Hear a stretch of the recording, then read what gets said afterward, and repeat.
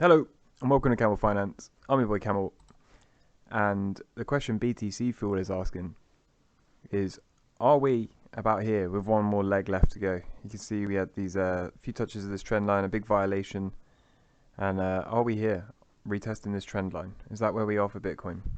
We'll find out soon enough. In the meantime, Bitcoin continues to get better, continues to get stronger every day. The $500 billion Swiss bank has said they're going to offer Bitcoin and crypto services. So there you go, more banks adopting Bitcoin.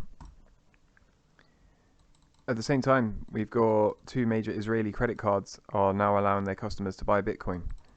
So steps in the right direction, fundamentals continuing to improve every single day. If you know of anything else that does this, throw it down in the comments. I'd be really interested to know. But as far as I could think, nothing else gets better every single day other than Bitcoin. I saw this, it's kind of like a joke, but then it made me realize that I haven't checked the Big Mac index in a while. So the McDonald's dollar menu also has lost its peg. And if you don't know what the Big Mac index is, yes, it's a real thing.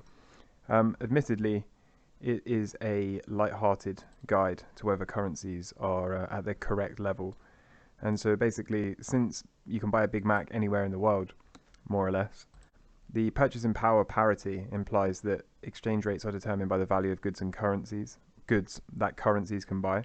So in this case, the good is a Big Mac. So if you go somewhere and it costs $5 and in China it costs 21, then you've got a 1-to-4 exchange rate. And if the current FX pair is below this or above this, you can say whether or not the Chinese yuan is undervalued against the dollar. And so the question is, how's the British pound doing? And currently, a Big Mac in Britain costs $3.59 compared to $5.81 in the United States. So the implied exchange rate is 0.62. And the difference between this and the actual exchange rate, 0.75, suggests that the British pound is 17.1% undervalued. So good time to buy a Big Mac, perhaps. Moving back to more serious issues. There are three types of flat corrections. You have a regular flat where the highs and the lows are equal. So we come up into this, we correct a couple of times, and then we take off.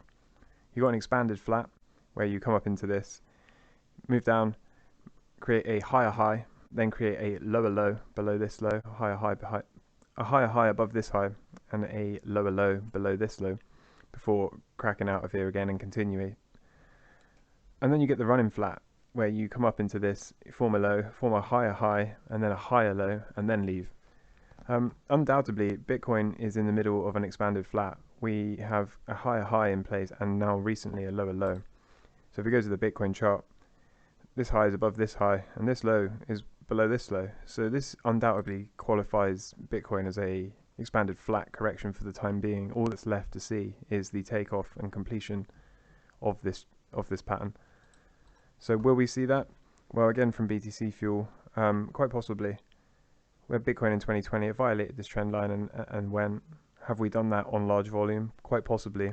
And you can see here, this is an expanded flat for the S&P in 2008. And this is also, I've shown the Amazon fractal on this channel a bunch of times, so if you haven't seen that, go and check that out. I'll put a card in the top right. But this is undoubtedly an expanded flat. You have a high above the high and a low below the low. And of course, after this, the S&P did really well. So are we going to see that for Bitcoin? Quite possibly. At the same time, I've got this from Rect Capital. Quite possible the RSI could bounce here, although it's also quite possible that we might have to come down into this green box and possibly off this rising black trend line. So we shall see how this plays out. But the good news here is, even if there is some more downside, we are likely getting incredibly close. This is of course the bottoms of the prior two bear markets. So are we getting close? I would think so. I would think we're getting very, very close now if the bottom is not in already. Meanwhile, the Fear and Greed Index hit a low of 8 the other day, and we're now on our way back up. So are we going to see continued strength? Quite possibly. Silver, we have added a position to this on a resumption. This, to me, seems like we've broken out, retested, and now resuming. So I have full exposure to silver. We have a stop below the low, and we are aiming for up here in the time being. So that's that. I still have my S&P position. Going to be getting close to this fairly soon.